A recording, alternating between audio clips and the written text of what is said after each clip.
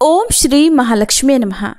अगहन यानी मार्गशीर्ष मास के गुरुवार को माँ लक्ष्मी जी की पूजा करके कथा सुनने का महत्व है और इस दिन सच्चे मन से सुनी गई कथा से घर में स्थायी लक्ष्मी का वास होता है और मनोकामनाएं भी पूर्ण होती हैं। तो आइए प्रिय श्रोताओं, हम सभी आज माँ लक्ष्मी जी की कथा का श्रवण करें। श्री महालक्ष्मी माता जी के अनेक रूप और नाम हैं। भूतल में वे छाया, शक्ति, तृष्णा, शांति, जाति, लज्जा, श्रद्धा, कांति, वृत्ति, स्मृति, दया, तुष्टि, माता, अधिष्ठात्री और लक्ष्मी के रूप में स्थित हैं। हम उन्हें प्रणाम करते हैं।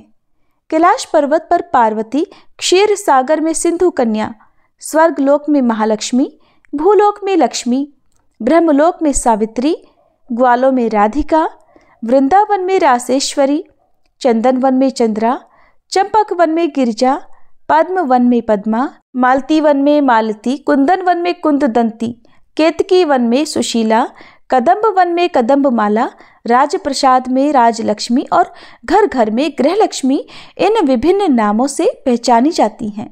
इस तरह सर्वथा चारों ओर सर्वभूत में सुपरिचित माता श्री महालक्ष्मी जी की ये कथा है। भारतवर्ष के सौराष्ट्र देश में द्वापर युग की ये कहानी है। सौराष्ट्र में उस समय भद्रश्रवा नाम के राजा थे। वे बड़े पराक्रमी राजा थे। 4 वेद, 6 शास्त्र, 18 पुराणों का उन्हें ज्ञान था। उनकी रानी का नाम सूरत चंद्रिका था। रानी देखने में सुंदर और सुलक्षणा थी, पतिव्रता भी थी। उन दोनों को 7 पुत्र और उसके बाद एक कन्या का वरदान मिला था। कन्या का नाम था श्यामबाला। एक बार महालक्ष्मी जी के मन में आया कि जाकर उस राजा के राजप्रसाद में रहें। इससे राजा को 2 गुना धन दौलत की प्राप्ति होगी और वह इस धन दौलत से अपनी प्रजा को और सुख दे पाएगा। गरीब के घर अगर रहे और उसे धन दौलत प्राप्त हो तो वह स्वार्थी की तरह केवल अपने ऊपर ही खर्च करेगा। ये सोचकर श्री महालक्ष्मी जी ने एक बूढ़ी ब्राह्मण स्त्री का रूप धारण किया। हाथ में लाठी लेकर लाठी के सहारे वे रानी के द्वार तक जा पहुंची। यद्यपि उन्होंने बूढ़ी औरत का रूप धारण किया था, पर उनके चेहरे पर देवी का तेज था। उन्हें देखते ही एक दासी सामने आई। उसने इनका नाम, धाम, कर्म पूछ डाला। वृद्ध ब्राह्मणी का रूप धरे हुए माता लक्ष्मी जी ने कहा, बालिके, मेरा नाम कमला है। मेरे पति का नाम भुवनेश है। हम द्वारिका में रहते हैं। तुम्हारी रानी पिछले जन्म में एक वैश्य की पत्नी थी। वह वैश्य गरीब था। गरीबी के कारण हर रोज उसके घर में झगड़े हुआ करते थे और उसका पति भी उसे रोज मारता था। इन बातों से तंग आकर वह घर छोड़कर चली गई और वन जंगलों में खाली पेट भटकने लगी। उसकी इस दुर्दशा पर मुझे दया आई। तब मैंने उसे सुख संपत्ति देने वाली श्री महालक्ष्मी जी की कथा सुनाई। मेरे कहने पर उसने श्री महालक्ष्मी जी का व्रत किया। श्री महालक्ष्मी जी प्रसन्न हुई और उसकी गरीबी दूर हुई। उसका घर संसार, दौलत, संतति, संपत्ति से भर गया। बाद में पति पत्नी दोनों परलोक सिधारे। लक्ष्मी व्रत करने के कारण वे लक्ष्मी लोक में रहे। उन्होंने जितने साल महालक्ष्मी का व्रत किया उतने हजारों साल उन्हें सुख भोग मिला। इस जन्म में उसका जन्म राजघराने में हुआ है, परंतु वह श्री महालक्ष्मी जी का व्रत करना भूल गई है और मैं उसे यही याद दिलाने आई हूँ। बूढ़ी ब्राह्मणी की बातें सुनकर दासी ने उन्हें प्रणाम किया और फिर श्री महालक्ष्मी जी का व्रत किस तरह किया जाए इस विषय में पूछा। तब वृद्धा रूपधारी माँ लक्ष्मी जी ने दासी को पूजा की विधि और महिमा बताई। इसके बाद वह दासी माता को प्रणाम करके रानी को बताने अंदर चली गई। राज वैभव में रहते हुए रानी को अपने ऐश्वर्य का बड़ा घमंड हुआ था। संपत्ति और अधिकार के कारण वह उन्मत्त हो गई थी। दासी के द्वारा बताई गई वृद्धा ब्राह्मणी की बातें सुनकर वह आग बबूला होकर राजद्वार पर आकर बुढ़िया रूपधारी श्री महालक्ष्मी जी पर ही बरस पड़ी। उसे ये नहीं पता था कि स्वयं श्री महालक्ष्मी जी माता एक वृद्धा ब्राह्मणी का रूप धारण किए उसके द्वार तक आई हैं। परंतु रानी का इस कदर रूखा बर्ताव और अपना अनादर देखकर अब माता लक्ष्मी जी ने वहां ठहरना ठीक नहीं समझा और वे वहां से चल पड़ी। राह में उन्हें राजकुमारी श्यामबाला मिली। उन्होंने श्यामबाला को सारी बात बताई। श्यामबाला ने अपनी ओर से श्री महालक्ष्मी जी माता से क्षमा मांगी और माता को उस पर दया आ गई। उन्होंने श्यामबाला को श्री महालक्ष्मी जी व्रत के बारे में बताया। उस दिन अगहन यानी मार्गशीर्ष मास का पहला गुरुवार था। श्यामबाला ने परम श्रद्धा से श्री महालक्ष्मी जी का व्रत रखा। फलस्वरूप राजा सिद्धेश्वर के सुपुत्र मालाधर से उसका विवाह हुआ। वह धन दौलत ऐश्वर्य वैभव से माला माल हो गई। पति के साथ ससुराल में आनंद से दिन बिताने लगी। इधर श्री महालक्ष्मी जी का रानी पर प्रकोप हुआ। फलस्वरूप राजा भद्रशिवा का राज्य और राज कारोबार सब कुछ नष्ट हो गया। यहाँ तक कि खाने के लिए भी लाले पड़ गए। ऐसी दशा में एक दिन रानी ने राजा से निवेदन किया कि हमारा दामाद इतना बड़ा राजा है, धनवान है, ऐश्वर्यशाली है, क्यों न उसके पास जाएं, अपना हाल उसे बताएं तो वो जरूर हमारी सहायता करेगा। इसी बात पर राजा भद्रशिवा दामाद के पास रवाना हुए। राज्य में पहुंचकर एक तालाब के किनारे थोड़ी देर विश्राम करने के लिए ठहरे। तालाब से पानी लेते आते समय दासियों ने उन्हें देखा। उन्होंने विनम्रता से उनके बारे में पूछा और जब उन्हें ये पता चला कि वे रानी श्यामबाला के पिता हैं तो दौड़ते हुए जाकर उन्होंने रानी को सारी बात बताई। रानी ने दासी के हाथ राज परिधान भेजकर बड़े ठाठ से उनका स्वागत और आदर सत्कार करवाया, खान पान करवाया। जब वे वापस लौटने लगे तो सोने की मोहरों से भरा हुआ घड़ा भी दिया। राजा भद्रश्रवा जब वापस लौटे तो उन्हें देखकर उनकी पत्नी रानी सूरत चंद्रिका बड़ी खुश हुई। उन्होंने सोने की मोहरों से भरे घड़े का मुंह खोलकर देखा, लेकिन हाय भगवान, घड़े में तो धन के बदले कोयले मिले और ये सब श्री महालक्ष्मी जी के प्रकोप से हुआ। इस तरह दुर्दशा में कई और दिन बीत गए।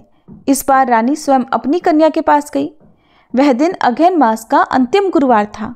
श्यामबाला ने श्री महालक्ष्मी जी का व्रत किया था, पूजा की और अपनी माता से भी व्रत करवाया। इसके बाद रानी अपने घर आ गई। श्री महालक्ष्मी जी का व्रत रखने पर उसे फिर से अपना राजपाट, धन दौलत, ऐश्वर्य प्राप्त हुआ। कुछ दिनों के बाद राजकन्या श्यामबाला अपने पिता के घर अपने मायके आई। उसे अपने घर देखकर अब सूरत चंद्रिका को पुरानी बातें याद आ गई। यही कि श्यामबाला ने अपने पिता को घड़ा भरकर कोयला दिया था और तो उसे कुछ भी नहीं दिया था। इस कारण श्यामबाला को पिता के घर आने पर उसका कोई भी आदर सत्कार प्राप्त नहीं हुआ। उसका किसी ने सम्मान नहीं किया, बल्कि अनादर ही हुआ। पर उसने इस बात का बुरा नहीं माना। अपने घर लौटते समय उसने पिता के घर से थोड़ा नमक ले लिया और अपने घर अपनी ससुराल लौटने पर उसके पति ने जब पूछा कि अपने मायके से क्या लाई हो, तब उसने जवाब दिया कि वहाँ का सार लाई हूँ। पति ने पूछा, अब भला इसका क्या मतलब हुआ? श्यामबाला ने कहा, थोड़ा धीरज रखो, सब पता चल जाएगा। उस दिन श्यामबाला ने सारा भोजन नमक डाले बिना बनाया और फिर परोसा। पति ने जब भोजन किया तो सारा भोजन बिना नमक का था, इसलिए स्वाद नहीं आया। फिर श्यामबाला ने थाली में नमक डाला, इससे सारा भोजन स्वादिष्ट लगने लगा। तब श्यामबाला ने अपने पति से कहा, यही है वह मायके से लाया हुआ सार। पति को उसकी बात बहुत अच्छी लगी। फिर वे दोनों हंसी मजाक करते हुए भोजन करने लगे।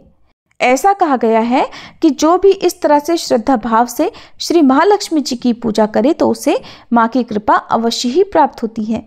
सुख, संपत्ति, शांति की प्राप्ति होती है, सभी मनोकामनाएं भी पूर्ण हो जाती हैं। परंतु ये सब प्राप्त होने पर माता लक्ष्मी जी की पूजा को कभी भूलना नहीं चाहिए। हर गुरुवार को व्रत पाठ अवश्य करना चाहिए। इस तरह श्री महालक्ष्मी जी की महिमा भक्तों की मनोकामनाएं पूर्ण करती हैं। अब सुनिए माँ लक्ष्मी जी के व्रत की दूसरी कथा। एक बार एक बूढ़े ब्राह्मण थे। वह रोज पीपल को जल से सींचा करते थे। पीपल में से रोज एक लड़की निकलती और कहती, पिताजी मैं आपके साथ जाऊंगी। ये सुनते सुनते वह बूढ़े ब्राह्मण दिन प्रतिदिन कमजोर होते गए। तब एक दिन उनकी पत्नी ने पूछा, क्या बात है? तब बूढ़े ब्राह्मण ने कहा कि अरे भाग्यवान, पीपल से रोज एक लड़की निकलती है और कहती है कि वो भी मेरे साथ चलेगी। तब ब्राह्मणी बोली कि कल ले आना उस लड़की को। जहाँ हमारी 6 लड़कियाँ पहले से ही घर पर हैं, वहाँ 7वीं लड़की और सही। अगले दिन बूढ़े ब्राह्मण ने उस लड़की को अपने घर पर चलने के लिए कहा और वह उस लड़की को घर ले आए। लड़की को घर पर छोड़ने के बाद वह वृद्ध ब्राह्मण गांव में आटा मांगने गए तो उन्हें उस दिन और दिनों की अपेक्षा ज़्यादा आटा मिला था। जब ब्राह्मणी घर पर वह आटा छानने लगी तो लड़की ने कहा, माँ जी लाइए, मैं छान देती हूँ आटा। जब वह लड़की आटा छानने बैठी तो परात भर गई। उसके बाद ब्राह्मणी भोजन बनाने जाने लगी तो वह लड़की बोली, माँ जी आज रसोई में मैं जाऊंगी। ब्राह्मणी बोली, ना तू अभी छोटी है, तेरे हाथ जल जाएंगे। लेकिन लड़की नहीं मानी और वह रसोई में भोजन बनाने चली गई। तो उसने कुछ ही देर में तरह तरह के 3600 व्यंजन बना डाले और आज तो सभी ने भरपेट भोजन किया। इससे पहले वह सभी आधा पेट भूखा ही रहते थे। रात हुई तो ब्राह्मणी का भाई आया और कहने लगा, दीदी मुझे तो भूख लगी है, मैं भोजन करूँगा। ब्राह्मणी परेशान हो गई कि अब रात को वह खाना कहाँ से लाएंगी। तब लड़की ने पूछा, माँ जी क्या बात है। ब्राह्मणी ने कहा कि तेरा मामा आया है और वह रोटी खाएगा, लेकिन रोटी तो सबने खा ली है, अब उसके लिए मैं कहाँ से लाऊंगी। लड़की बोली, माँ जी आप चिंता मत कीजिए, मैं बना दूंगी। और फिर वह लड़की रसोई में गई और मामा के लिए 3600 व्यंजन बना दिए। मामा ने भरपेट खाया और कहा कि ऐसा खाना तो इससे पहले उसने कभी नहीं खाया है। ब्राह्मणी ने कहा, भाई तेरी पावनी भांजी है, उसी ने बनाया है। शाम हुई तो लड़की बोली, माँ चौका लगा के चौके का दिया जला देना, मैं आज कोठे में सोऊंगी।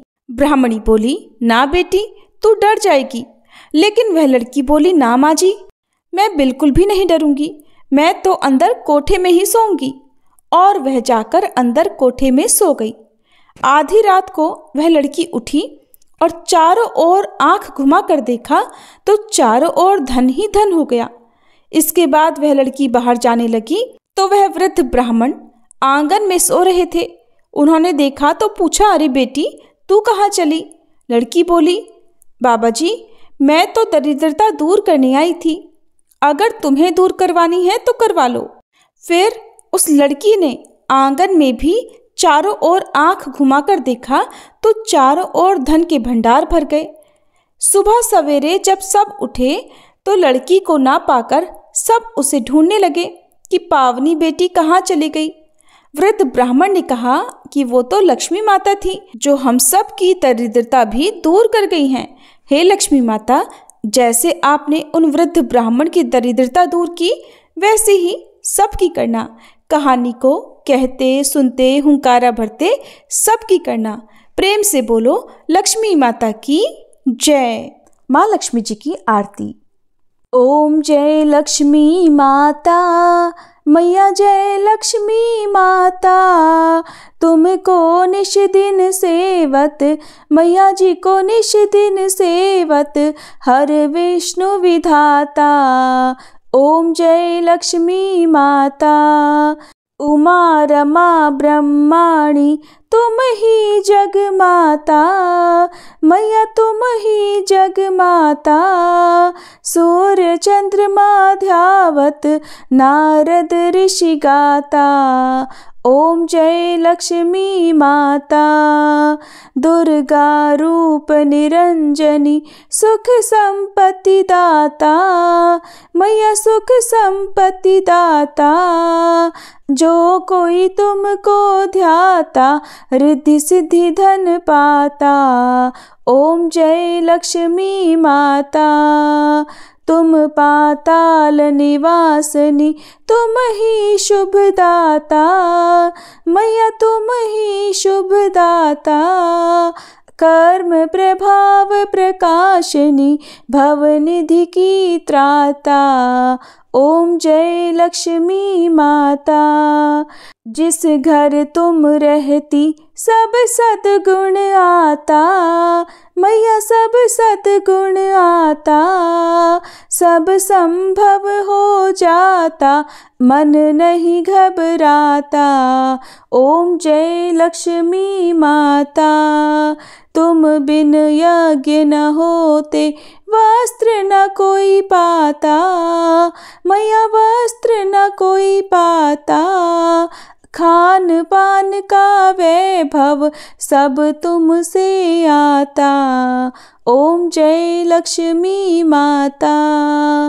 शुभ गुण मंदिर सुंदर क्षीरोदधि जाता, मैया क्षीरोदधि जाता, रत्न चतुर्दश तुम बिन कोई नहीं पाता। ओम जय लक्ष्मी माता। महालक्ष्मी जी की आरती जो कोई नर गाता, मैया जो कोई नर गाता, और आनंद समाता पाप उतर जाता। ओम जय लक्ष्मी माता। ओम जय लक्ष्मी माता, मैया जय लक्ष्मी माता। तुमको निश दिन सेवत, तुमको निश दिन सेवत, हर विष्णु विधाता। ओम जय लक्ष्मी माता, मैया जय लक्ष्मी माता।